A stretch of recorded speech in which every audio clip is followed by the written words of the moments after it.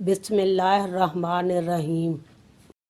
مشکوٰۃ شریف کے مطابق حدیث نمبر 71، جابر رضی اللہ تعالیٰ عنہ بیان کرتے ہیں، رسول اللہ صلی اللہ علیہ وسلم نے فرمایا، شیطان اپنا تخت پانی پر سجاتا ہے، پھر وہ اپنے لشکر کو روانہ کرتا ہے، وہ لوگوں کو گمراہ کرتے ہیں، ان میں سے اس کا زیادہ مقرب وہ ہوتا ہے جو ان میں سے سب سے زیادہ گمراہ کن ہو۔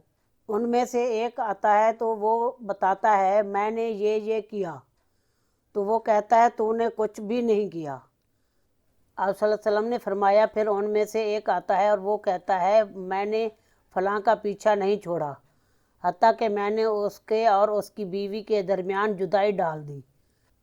آپ صلی اللہ علیہ وسلم نے فرمایا، وہ شیطان اسے اپنے قریب کر لیتا ہے اور کہتا ہے ہاں تم بہت خوب ہو۔ امش بیان کرتے ہیں، میرا خیال ہے آپ صلی اللہ علیہ وسلم نے فرمایا تو وہ شیطان اسے گلے لگا لیتا ہے۔